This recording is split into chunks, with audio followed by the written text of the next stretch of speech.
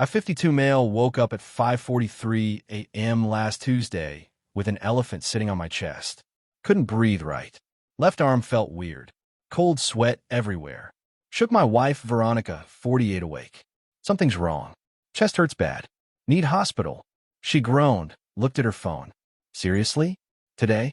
You know what today is? Her 48th birthday. The big party she'd been planning for 3 months. Catered. 75 guests. Matching decorations. The works. Ronnie, I think I'm having a heart attack. She sat up, annoyed more than alarmed. You're probably just stressed about my party. Take some Tums. I tried to stand. Legs gave out. Crashed into the nightstand. That got her moving. Not out of concern, but anger. Great. Just great, Russell. You're going to make us late setting up. She called 911 like it was customer service for a wrong order. My husband claims he's having chest pains. On my birthday. Yes, I'll hold. EMTs arrived fast. Did an EKG right there. One looked at the other, said something about STEMI. They moved quick after that. As they loaded me onto the gurney, Veronica actually said, "Can you guys hurry? I have a party at 2. In the ambulance, between oxygen mask adjustments, I thought about our 23 years together. When did she become this person? Or was she always like this, and I just made excuses? At the hospital, they rushed me straight to cardiac cath. Widowmaker. 95% blocked. If I'd taken those Tums and gone back to bed, I'd be dead. Came out of surgery groggy, but alive. First thing I see, Veronica in the corner. On her phone, clearly upset. Thought maybe she'd been worried. Nope. The caterer says they can't push back the delivery. The food will be ruined. The venue won't refund. This is a disaster. Me, barely conscious, sorry. She looked up, tears in her eyes. Not relief tears. Angry tears. You ruined everything by having that heart attack on my birthday. Do you know how long I planned this? How much it cost? Everyone's asking where we are. The nurse, checking my vitals, stopped mid-blood pressure squeeze. Just stared at her. Me, my bad. That's all I said. My bad. For almost dying on her birthday. Veronica, it's not just bad, it's selfish. You couldn't have waited 1 day. The nurse, ma'am, he can't control when arteries block. Veronica, nobody asked you. Can he leave AMA? The party starts in 3 hours. Nurse, he just had a stent placed. He could die. Veronica huffed, grabbed her purse. I'm going to try to salvage something from this mess. Thanks for nothing, Russell. She left. On my first day post-heart attack. To go to her birthday party. Without the husband who almost died. The nurse stood there, mouth open. In 20 years, I've never. Me either. Hey, you guys notarized documents here. Update 1. Still in the hospital. Complications with one of the meds, needed monitoring. Gave me time to think and plan. Veronica visited twice. Both times to complain. Visit 1. Everyone thinks I'm a terrible person for having the party without you. Like I was supposed to cancel everything because you had bad timing. Visit 2. Your insurance deductible is $5,000. There goes the vacation I wanted for my birthday. Never asked how I felt. Never asked what doctors said. Just complaints about how my near-death inconvenienced her. But here's the thing about being stuck in a hospital bed. You have time, and hospitals have social workers. And social workers know lawyers. Met with Eleanor Whitman, estate attorney, right there in my hospital room. Lovely woman. Brought her own notary. I need to update my will, I told her. Of course. Major health events often prompt that. What changes?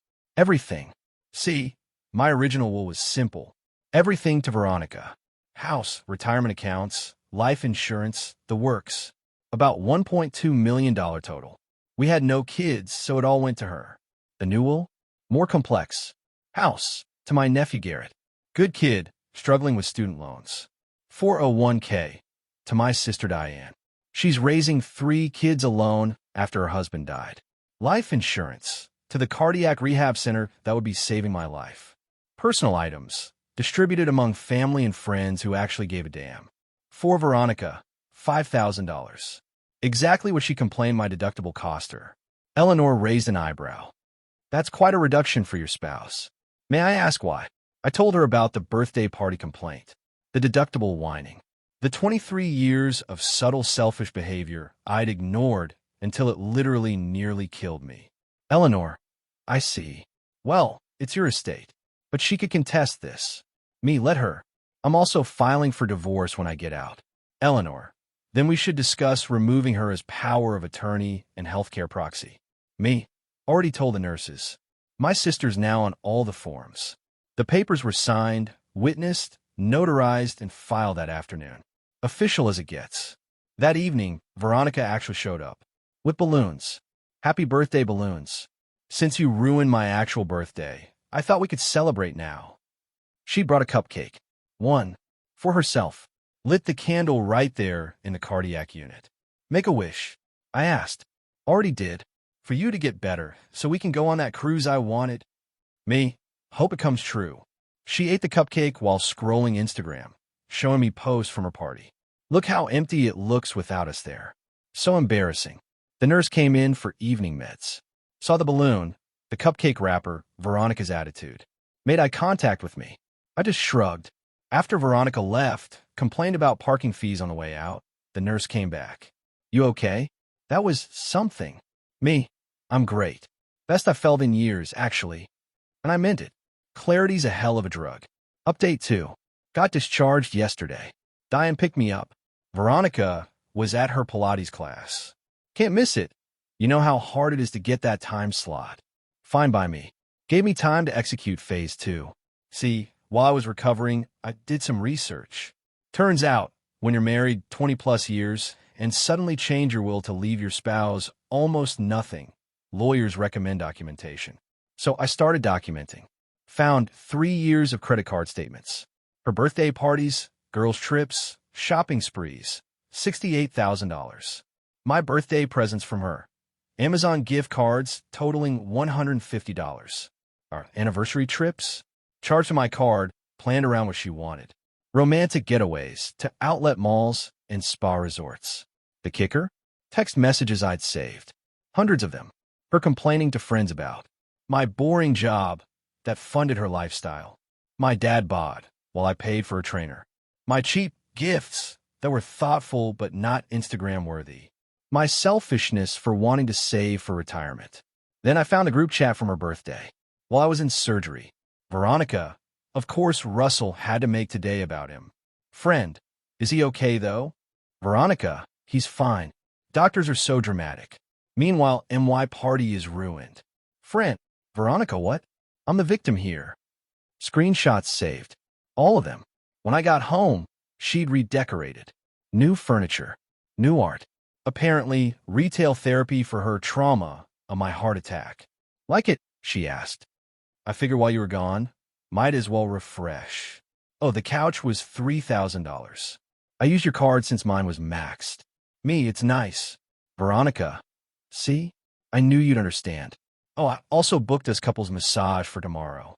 You probably need it after the hospital. Me? Can't. Cardiac rehab starts tomorrow. Veronica. Skip it. The massage is more important. We need to reconnect after you put me through all this. I put her through? Me. No, I'll go to rehab. Doctor's orders. She pouted. Actually pouted. You're being selfish again. That word. Selfish.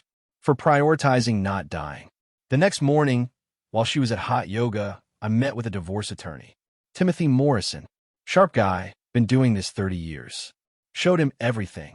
The texts, the credit card statements, the birthday hospital story. Tim, in my career, I've seen a lot. This is special. She complained about your heart attack, ruining her birthday. Me, while I was still hooked to monitors. Tim, and you've already updated your will? Me, first thing I did. Tim, smart. Here's what we do. The plan was simple. No fault state meant she'd get half of marital assets regardless. But I could protect future earnings and inheritance. And most importantly, I could time things strategically. When do you want to file? Tim asked. Her birthday's in 51 weeks. Too long to wait. Tim laughed. I like how you think. But why wait? Because I want one more birthday party story. And I need time to prepare. Update 3. Cardiac rehab is going great. Down 15 pounds.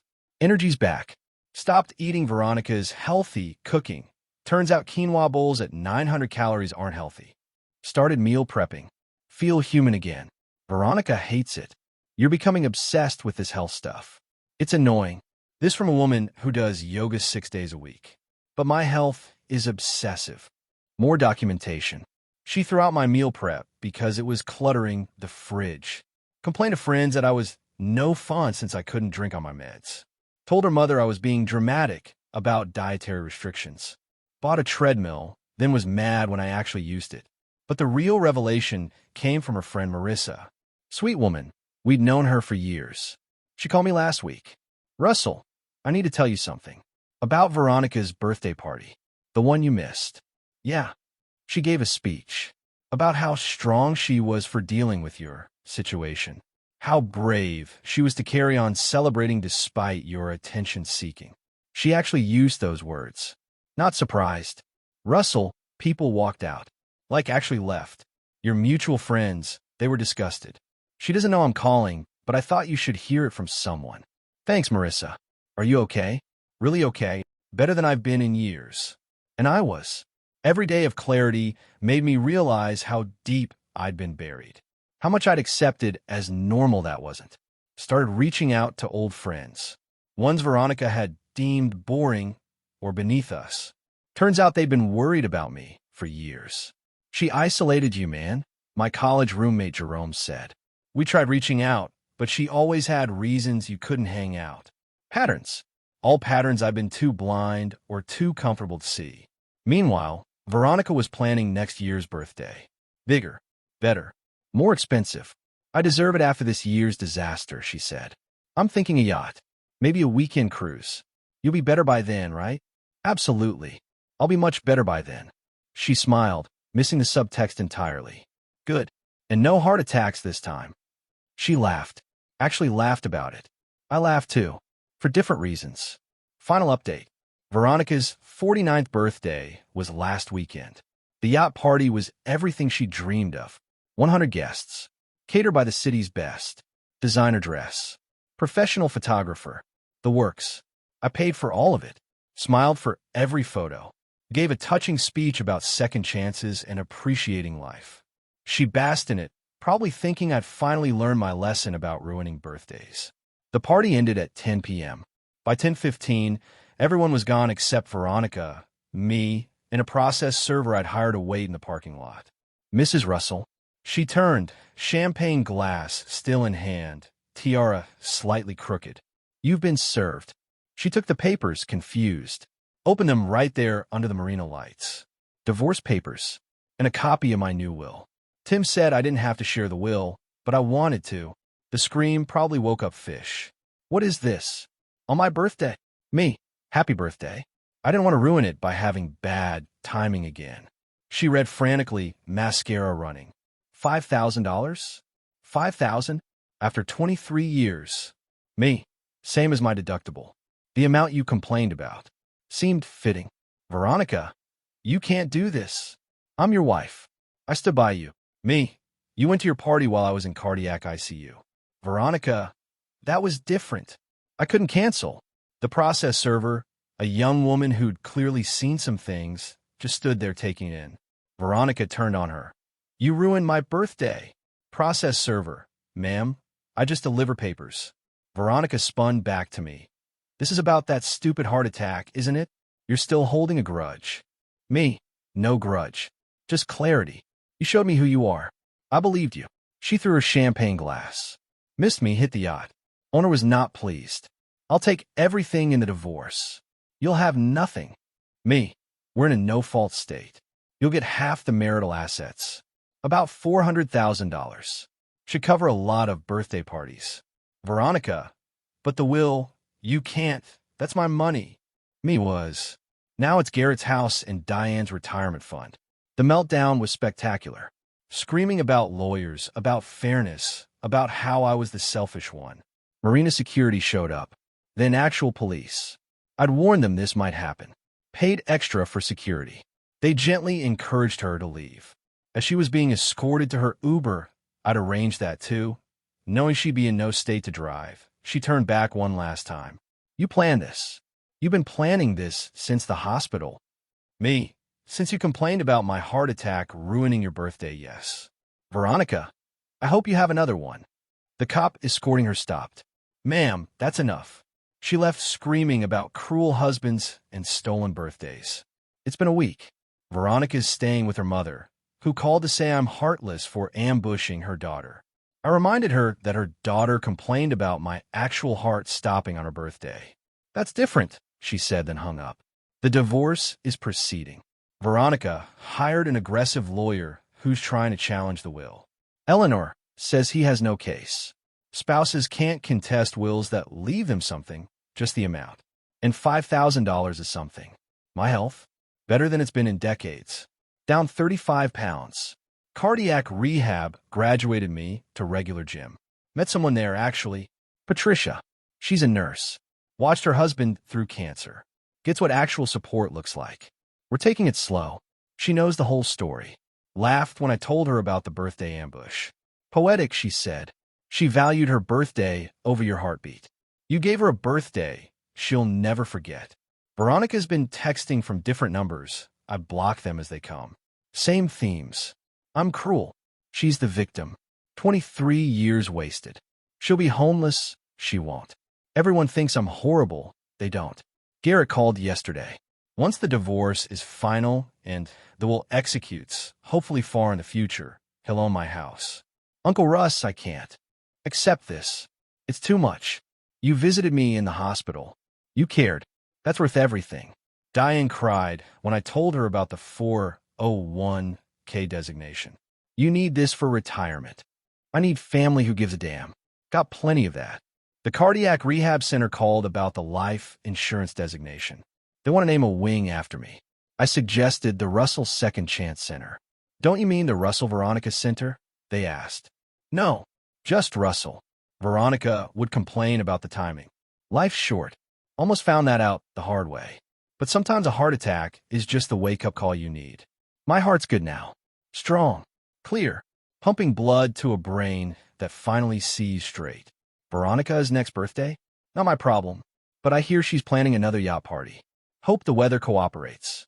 Wouldn't want bad timing to ruin it. Edit. Since I'm asked. Yes, the will is ironclad. Yes, she can contest, but leaving her something, even $5,000, makes it nearly impossible to win. The house is safe for Garrett.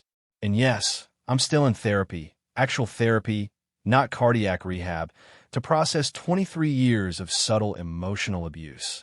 Turns out heart attacks aren't the only things that can kill you slowly. Sometimes it's the person sleeping next to you.